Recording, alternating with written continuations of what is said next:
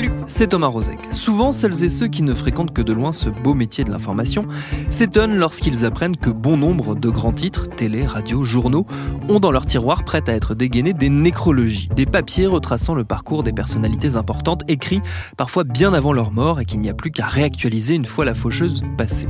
Il est rare par contre que ces mêmes personnalités puissent lire dans la presse, ces nécros comme on les appelle, de leur vivant. Mais c'est arrivé tout récemment, à Bernard Tapie précisément, l'ancienne figure emblématique des années 80-90 qui se bat depuis quelques années déjà avec la maladie et qui a pu lire donc suite à un bug sur le site de nos confrères du Monde l'article préparé pour son trépas. Cette histoire anecdotique, elle nous a remis en tête ce personnage singulier que fut Tapie justement. Alors plutôt que d'attendre qu'il nous quitte, on a eu envie de re-raconter dès à présent un peu de son parcours avec notre question rituelle. Qui êtes-vous, Bernard Tapie ? Ce sera notre épisode du jour. Bienvenue dans Programme B. Bernard Tapie est avec nous par téléphone en direct. Bonjour Bernard Tapie, merci d'avoir accepté notre petit coup de fil. Je voulais d'abord vous poser une question. Comment avez-vous réagi quand vous avez vu que cet article annonçait votre mort ? Comment j'ai réagi ? On réagit en plaisantant parce que quand on se bat comme moi actuellement pour qu'elle n'arrive pas, si quelqu'un vous l'annonce alors qu'elle n'a pas encore eu lieu, il vaut mieux le prendre avec humour, quoi. D'emblée, désamorçons un écueil évident. Non, cet épisode ne sera en rien exhaustif sur Tapie, car il faudrait plusieurs heures au minimum pour remonter le fil de toutes ses vies. Lui qui fut tout à la fois entrepreneur à succès, figure du sport français, politicien dur à suivre, client régulier des plateaux télé, prévenu à répétition, jugé, condamné, incarcéré, comédien, chanteur, et j'en oublie sans doute. Donc, raconter Tapie en une vingtaine de minutes, c'est forcément faire des choix précis. En l'occurrence, parlons d'abord du sport, car c'est certainement l'un des traits saillants de son parcours. Je suis allé en discuter avec mon confrère Sébastien Tarago de l'Équipe qui a tout récemment co-signé un documentaire consacré à Tapie baptisé L'Affranchi. J'ai commencé par lui demander comment dans les années 80, celui qu'on connaissait d'abord comme un businessman à succès, repreneur d'entreprise en difficulté, s'est retrouvé embarqué dans le monde du sport, dans le vélo, tout d'abord avec l'équipe La Vie Claire. Oui, alors c'est une bonne question pour trouver le déclencheur, mais c'était un sportif quelque part. Déjà, lui, jeune, il avait envie de tout croquer. Clairement, il avait cette personnalité très vite, puisque, petite parenthèse, il refuse un rôle au cinéma déjà au début des années 70, alors qu'il n'est personne, entre guillemets. On lui propose de participer à L'Aventure, c'est l'aventure, qui deviendra un film culte pour une génération. Il refuse parce que finalement, le tournage est trop long. Il avait cette volonté d'aller un peu dans tous les univers. Finalement, il arrive en force dans le vélo. Il y a eu un passage dans le ski à travers ses affaires, mais c'est dans le vélo où il arrive en force, où sa personnalité s'intègre de manière assez brutale, et il révolutionne le vélo. En fait, il il monte une équipe en relançant Bernard Hinault qui est sorti de la régie Renault, blessé. On dit que Bernard Hinault est fini, has-been. Lui le relance et il va gagner le Tour de France. Il va gagner le Tour de France avec Bernard Hinault, puis il va gagner le Tour de France avec Greg LeMond, et écrire une partie de sa légende à travers des comportements qui étonneront parfois, qui agaceront, qui plairont aussi, puisqu'il va donner des grands salaires, enfin des salaires à la hauteur de l'investissement aux coureurs. Mais oui, voilà, il divise déjà très vite dans le sport à travers son expérience dans le cyclisme. Il y a notamment un épisode qui reste un peu en mémoire, c'est une arrivée d'étape à l'Alpe d'Huez, je crois, où il force en gros ces deux stars, alors qui ne s'entendent plus très bien, Hinault et LeMond, à passer l'arrivée ensemble. Oui, c'est la montée de l'Alpe d'Huez lors du Tour de France 1986. Pour vous résumer brièvement l'affaire, en 1985, cette équipe, La Vie Claire, fait venir Greg LeMond pour aider Bernard Hinault à gagner le Tour de France. Et en échange, on lui promet qu'en 86, Bernard Hinault l'aidera à gagner à son tour le Tour de France. Bon, là, les avis divergent. C'est assez drôle. J'ai rencontré récemment et Bernard Hinault, et Greg LeMond, et Bernard Tapie. Et les trois ont des souvenirs très divergents, si vous voyez ce que je veux dire. Mais pour Greg LeMond, et je pense que sa parole n'est pas loin de la vérité, pour Greg LeMond, il y a eu des promesses qui n'ont pas été tenues, parce qu'en 86, finalement, Bernard Hinault est dans une forme qui lui permet peut-être d'espérer gagner encore le Tour. Et ça se passe très mal, il y a beaucoup de tensions, mais effectivement, il y a cette arrivée mythique à l'Alpe d'Huez, main dans la main, rappelez-vous, les deux champions arrivent au sommet, main dans la main, et puis finalement, LeMond laisse gagner Bernard Hinault.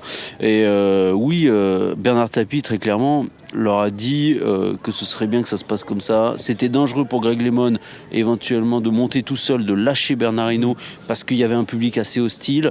C'était symboliquement très fort pour Bernard Hinault qui passait pour le formidable grand coureur qui a accepté d'aider son nouveau coéquipier. Enfin bref, pour l'ego, comme me l'a dit Greg Lemon, c'était parfait pour tout le monde. Il impose sa marque donc dans le monde du vélo, puis il va attaquer un autre secteur qui est celui du football, c'est celui pour lequel il est le plus connu d'ailleurs. Est-ce qu'il incarne d'une certaine manière l'émergence, l'éclatement du foot business de la fin des années 80, du début des années 90 ? C'est une bonne question. Pour moi, le basculement du football, c'est l'arrêt Bosman. Petite parenthèse pour préciser, l'arrêt Bosman, c'est une décision de justice européenne qui, en 1995, a mis un terme au quota de joueurs étrangers autorisés dans les championnats nationaux et qui a eu pour conséquence de faire exploser les transferts et donc les prix et qui a changé drastiquement la face du football en Europe. Voilà, fin de la parenthèse. Il y avait déjà le foot business. Le foot business existait, simplement c'est une inflation permanente et depuis que Bernard Tapie n'est plus là, l'inflation continue. Donc je ne suis pas sûr que ce soit Bernard Tapie qui ait créé cela. Après, en revanche, il arrive avec sa personnalité, se mélange alors très vite à Marseille des ambitions politiques. Il est extrêmement connu. Et rappelez-vous, encore une fois, il participe à des émissions de télé tous les 3 jours. Il se fait inviter quand il veut à 7/7, émission de très grande écoute à l'époque, présenté par Anne Sinclair sur TF1. Il est chez lui à TF1 pour être clair. C'est une personnalité absolument exceptionnelle, hors du commun, qu'on l'aime ou qu'on ne l'aime pas. Il n'y a rien de plus redoutable de vivre dans un système capitaliste avec des gens qui ne le sont pas. Or, l'unité de mesure d'un système capitaliste, c'est l'argent. Il est bien, il n'est pas bien, on veut en changer, on n'en change pas, n'empêche qu'aujourd'hui, c'est celui-là. Si vous ne l'acceptez pas, c'est dire à un sportif, tu oublies le chronomètre. Tu vas courir dans l'absolu, mais surtout le chronomètre, ça ne t'intéresse pas. Je veux dire, il y a un moment donné, on est obligé de s'étalonner sur une unité de mesure.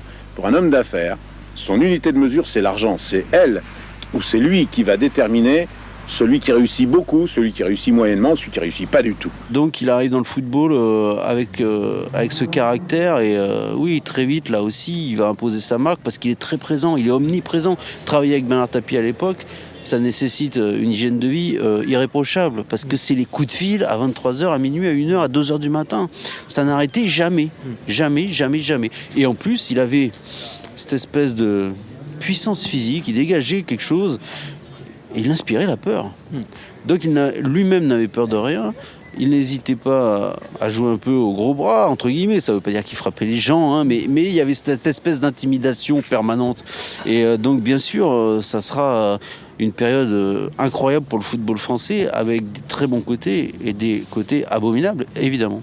Ces côtés abominables, c'est donc les reproches qui sont maintenant très établis autour de cette gestion de l'ascension fulgurante, le retour en grâce de l'OM, qui était un club qui allait assez mal au moment où Tapie le reprend et qui devient le grand club du début des années 90, avec notamment une victoire en Ligue des Champions contre Milan. Qu'est-ce qu'on reproche au juste, au club et à Tapie sur cette période ? Alors, on va commencer par les faits. Les faits établis. La corruption du match Valenciennes-Olympique de Marseille à 4 jours de la finale de la Ligue des Champions contre l'AC Milan. Ça a été établi par la justice française. Monsieur Bernard Tapie est allé en prison pour cela. Lui conteste aujourd'hui encore les faits. Mais ça, on peut établir les choses très clairement. Après, il faut faire attention, parce que ça s'appelle de la diffamation. Mais de nombreuses personnes ont témoigné contre Bernard Tapie et sur le fait que ce système de corruption était un petit peu généralisé. Là encore, il n'a jamais été condamné, il faut être prudent, mais il y a beaucoup de témoignages. Parfois, forcément, ce n'est jamais établi, ce n'est jamais fondé, mais il y a eu beaucoup de témoignages selon lesquels il y aurait eu un système de corruption généralisé. Après, c'est vrai que devant un juge, Jean-Pierre Bernès, son ancien bras droit, a un jour dit que c'était le cas. Après, qui dit la vérité, qui ne dit pas, je ne le sais pas. Ça n'a pas été établi par la justice française. Bernard Tapie, de son côté, il considère bien sûr que Jean-Pierre Bernès a dit tout cela pour ne pas être condamné. C'est vrai qu'il ne sera pas condamné à de la prison ferme à l'issue de ce procès. Il y a une anecdote qu'on retrouve notamment dans votre documentaire sur Bernard Tapie qui illustre assez bien le côté un peu terrorisant qu'on évoquait à l'instant de Tapie. C'est on va dire c'est la manière dont il a... Oula on parle de foot et on se prend un ballon. C'est bien, ça fait vivre le podcast. On est avec le foot amateur. C'est la manière dont il a fait évincer, fait virer de TF1 un journaliste qui était très connu à l'époque, qui s'appelait Dominique Grimaud. Oui, c'est exact, et pour une raison absolument incroyable. Déjà, il n'y a aucune raison valable, bien sûr, mais c'est-à-dire que Dominique Grimaud réalise une interview de Jean-Pierre Papin qui dit « Je veux partir de l'Olympique de Marseille ». Bon, ça s'appelle un travail de journaliste. Oui. Il n'est pas responsable des propos de Jean-Pierre Papin, mais Bernard Tapie considère qu'il est trahi par ce journaliste et il lui dit beaucoup de mots désagréables et finit par ajouter « Tu seras viré de TF1, je m'en occupe ». Et effectivement, quelques temps plus tard, Dominique Grimaud sera viré de TF1. Parce que Bernard Tapie ne reculait devant rien, n'avait peur de rien et avait un pouvoir incroyable dans la maison TF1. Voilà, il était chez lui encore une fois. Début de notre émission avec un invité très célèbre, Bernard Tapie. La Tapimania déferle sur la France. C'est une star. Près d'un Français sur deux le voit ministre, près d'une femme sur deux partirait volontiers en vacances avec lui, et pourtant il n'est ni chanteur, ni comédien, ni homme politique, c'est un chef d'entreprise. Bernard Tapie, bonsoir. Quand on parle de Tapie, il y a un nom qui revient systématiquement, c'est celui d'Adidas. C'est un peu l'incarnation de ce goût pour les affaires et de ce goût pour le sport, parce que c'est une marque emblématique du sport. C'était le grand projet de sa vie quelque part ? Il a dit à l'époque que c'était le plus beau jour de sa vie, après son mariage, je crois, et la naissance de ses enfants.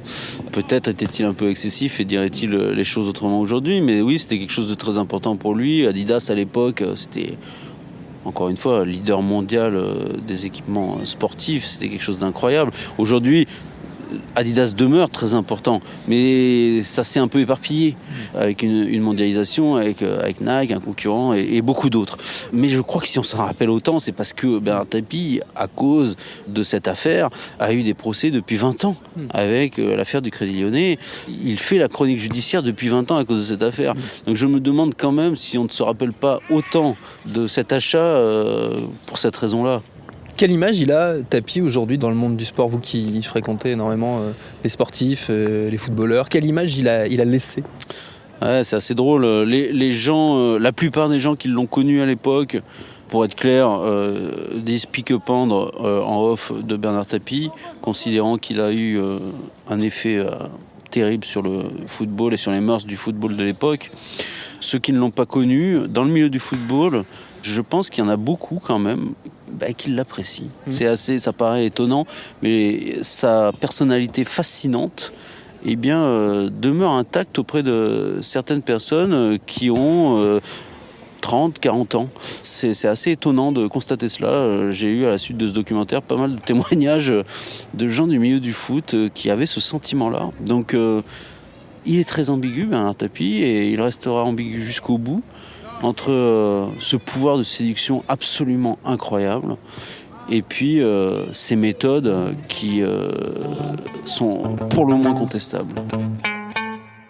Outre le sport et les déboires judiciaires à tiroir liés entre autres à la revente d'Adidas, l'un des points clés du parcours de Tapie reste son passage par la politique. On l'oublie parfois, mais il a été conseiller général, député 2 fois dans les Bouches-du-Rhône, député européen et surtout ministre chargé de la ville pendant un peu plus de 4 mois au sein du gouvernement bérégovois sous la présidence de François Mitterrand. Ce dernier a toujours vanté les talents politiques de Tapie qui va notamment contribuer à mettre un coup d'arrêt à la carrière de Michel Rocard, le grand rival à gauche de Mitterrand, en menant une liste concurrente à la sienne aux européennes de 94 où il fera près de 12%. Tapie politicien, on s'en souvient aussi pour ses affrontements légendaires avec le patron du Front National, Jean-Marie Le Pen. Vous êtes un matamor, vous êtes un tartarin, un bluffeur. C'est pas parce que vous avez une grande gueule et que vous criez fort que vous arrivez... Poli, mais monsieur. Vous êtes sorti des bas-fonds, on le sait, oui, poli. Vous avez dû apprendre à parler. La seule différence, c'est que c'est pas parce que vous affirmez fort quelque chose que ce que vous dites est vrai. Parce que vous dites n'importe quoi. Aujourd'hui d'ailleurs, cette image de l'opposant intégral au FN est un peu remise en question par d'anciens proches de Tapie qui évoquent des arrangements discrets entre lui et le parti d'extrême droite pour gêner son adversaire de droite aux législatives. Bernard Tapie nie fermement tout accord, malgré donc les affirmations entre autres d'un de ses anciens collaborateurs très proches, Marc Fratani. Fratani fut notamment son assistant parlementaire. Il l'a longtemps défendu bec et ongle. Aujourd'hui, les 2 hommes sont fâchés. Son ancien lieutenant a donné dans un livre paru cette année qui s'appelle Le Mystificateur sa version de ces 3 décennies passées aux côtés de Tapie. Une version largement rejetée par le principal intéressé. J'ai appelé Marc Fratani à Marseille pour lui demander notamment comment comment il s'était retrouvé en 88 embarqué dans l'aventure politique de Bernard Tapie. Au moment où Tapie arrive à Marseille, en 88 pour la politique, il est totalement isolé politiquement. Il a le soutien du président de la République, mais il n'a pas de militants sur place, il n'a pas de personnes à part les employés de l'OM qui sont une quinzaine, il n'a aucune organisation autour de lui, c'est un homme isolé.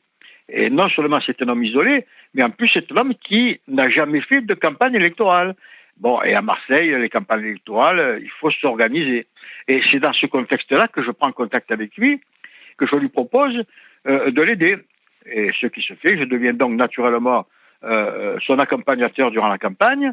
Et comme ça fait 22 ans que je fais de la politique à Marseille, je suis en mesure, pas de le conseiller, mais d'analyser concrètement ce qui se passe politiquement au niveau de la ville. Vous le mettez en contact avec du monde, vous avez beaucoup de relations à cette époque-là, et toujours aujourd'hui, mais ça fait, comme vous le dites, ça fait 22 ans que vous militez, donc vous connaissez le tissu marseillais par cœur. Vous le mettez en relation avec du monde ? Oui, je le mets en relation, notamment avec des personnes. Enfin, il y a d'une part un élu marseillais qui s'appelle Monsieur Charles-Émile Lelot, qui est député européen, et à Paris, les dirigeants du Parti socialiste ont conseillé à Bernard Tapie de rentrer en contact avec Charles-Émile Lelot à Marseille parce qu'il a, lui, des forces militantes.